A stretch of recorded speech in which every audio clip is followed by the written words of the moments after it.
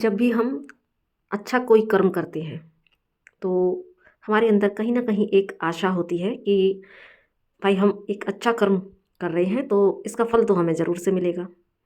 कर्म करते हैं बाद में पहले जो थॉट प्रोसेस होती है वो कहीं ना कहीं फल की इच्छा से प्रेरित हो जाती है। सोचने लगते हैं कि अब ये हम अच्छा काम कर रहे हैं, गुड कर्मा क्रिएट कर रहे हैं तो इसका फल तो हमें ईश्वर ज़रूर ही देंगे। तो लेकिन वहीं पर जब हम कोई बुरा कर्म करते हैं, कुछ गलत करते हैं, कुछ अनैतिक करते हैं, तब यही ख्याल हमारे अंदर क्यों नहीं आता? तब हमारे अंदर एक डर क्यों नहीं होता कि अब हम यहाँ पर कुछ गलत कर रहे हैं तो इसका भी हमें भुगतान करना पड़ेगा। अच्छे रिजल्ट के लिए हमेशा खुद को ओपन रखते हैं, लेकिन पहले से ही रूपरेखा तैयार कर लेते हैं। और लेकिन जब बुरा कर्म झेलने की बारी आती है तब वहाँ हम ईश्वर को दोष देने लगते हैं। लेकिन वो जो बुरे कर्म का फल हम झेल रहे होते हैं वो भी तो हमारा ही कभी किया गया कर्मा था जो आज फल के रूप में हमें मिल रहा है। तो जब भी हम गलत करते हैं तब हमारे अंदर ये डर पैदा नहीं होता, और तब हम आगे का नहीं सोचते कि हमको इसका भी भुगतान करना पड़ेगा। और गलत कर्म जब भी होता है हमसे तो कहीं न कहीं हमारी आत्मा हमें ज़रूर से टोक रही होती है। अब आप बोलोगे कि अरे हम जानबूझ के थोड़ी ना करते हैं, वो तो हो जाता है। लेकिन आत्मा ज़रूर से झकझोरती है जब भी हम कुछ गलत करते हैं। कुछ कर्मा तो हम अपने ओल्ड बिलीफ सिस्टम के चलते कर जाते हैं, क्योंकि हमारे सबकॉन्शियस माइंड में, हमारे पैटर्न में ही ये भरी हुई होती हैं चीज़ें, उसके अकॉर्डिंगली हम चीज़ें कर जाते हैं। और दूसरा, जब भी हम गलत करते हैं, अपने ईगो माइंड से ऑपरेट करके हम कुछ गलतियाँ कर देते हैं, तो वहाँ पर हमारी आत्मा हमें ज़रूर से टोक रही होती है कि नहीं ये गलत है। लेकिन वहाँ पर हम अपनी आत्मा को की आवाज़ को इग्नोर करते हैं, अपने ईगो माइंड से ऑपरेट करते हैं, उसकी बात सुनते हैं और वहाँ हमसे मिस्टेक्स हो जाती हैं। लेकिन अब मिस्टेक्स तो मिस्टेक्स हैं, कर्मा तो कर्मा है, और कर्म विधान से तो ईश्वर भी नहीं बचा है। ईश्वर ने खुद समय समय पर शरीर धारण करके जो लीलाएं की, उसके माध्यम से उन्होंने मानव समाज को ये संदेश दिया कि भाई कर्म के विधान से तो मैं खुद भी नहीं बचा हूँ। लेकिन वहाँ से भी हम प्रेरणा नहीं लेते और अपनी आत्मा की आवाज़ को मारते हैं और कुछ कर्मा क्रिएट करते हैं।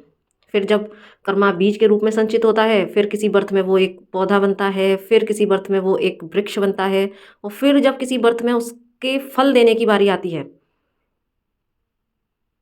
तब जो कष्ट हमें भुगतने पड़ते हैं कर्मा के रूप में। कभी जैसे कि कभी हमारी बहुत, हम हेल्थ से रिलेटेड प्रॉब्लम फेस करते हैं, कभी कार्मिक रिलेशंस के फॉर्म में प्रॉब्लम फेस करते हैं, और कभी कभी सिचुएशंस इतनी वर्स्ट हो जाती हैं कि जहाँ पर हम,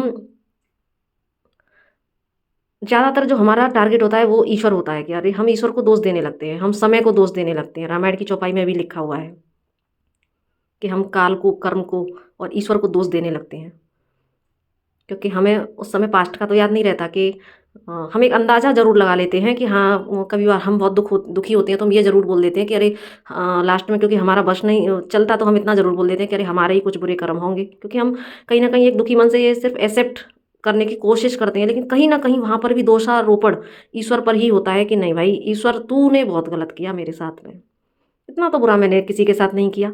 अक्सर लोग यही बोलते हैं ना कि इस जन्म में तो भाई हमने किसी के साथ बुरा नहीं किया। होता भी यही है कि मोस्टली हम सभी लोग यही कोशिश करते हैं कि हमसे कुछ गलत ना हो, लेकिन वही कि जैसे जो मैंने स्टार्टिंग में बोला कि कुछ ओल्ड बिलीफ सिस्टम और कुछ ईगो माइंड की बात सुनना, तो कई बार हमें पता भी होती है कि हम यहाँ गलत है, क्योंकि आत्मा बता रही होती है, लेकिन हम अपनी आत्मा की आवाज़ को नहीं सुनते, कर्मा क्रिएट करते हैं।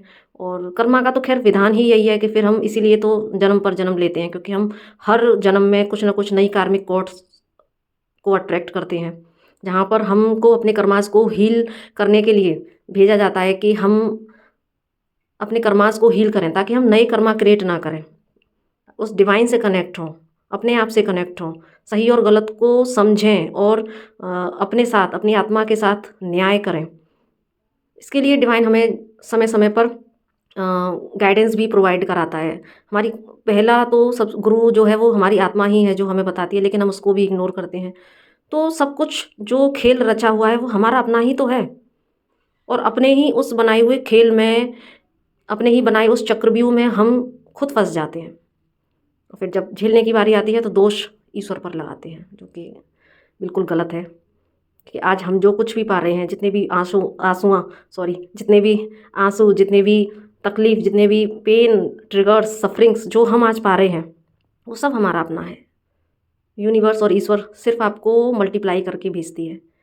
तो इसलिए योगी जन क्या बोलते हैं कि बस अपने कर्मांश पर, अपने थॉट्स पर हमें चेक रखना है, खुद को ऑब्जर्व करना है कि हम कहीं अपने मन की बात सुन रहे हैं या आत्मा की आवाज़ सुन रहे हैं, हमारे जो एक्ट हैं वो किसके अकॉर्डिंग है।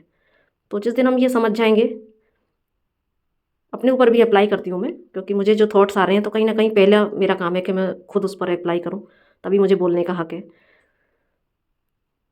तो इसलिए हमें अपने कर्मांश पर, अपने थॉट प्रोसेस पर चेक ज़रूर रखना चाहिए कि हम क्या सोच रहे हैं, क्योंकि कई बार हम सोचने से भी कर्मा क्रिएट करते हैं, क्योंकि गलत सोचना भी ईश्वर की दृष्टि में, गलत सोचना भी पाप है। तो हमारे विचार भी सात्विक ही होने चाहिए, और सात्विकता के लिए, सात्विक विचारों के लिए सात्विक अध्ययन, सात्विक सोच, सात्विक दर्शन और डिवाइन से कनेक्टिविटी, ये एक सीढ़ियाँ हैं जिस पर चढ़कर हम अपने आप से, उस ईश्वर से कनेक्ट होकर फिर हमारा जो एक एक स्टेप होगा वो डिवाइनली गाइडेड होगा।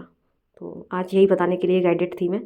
तो thank you so much for listening me.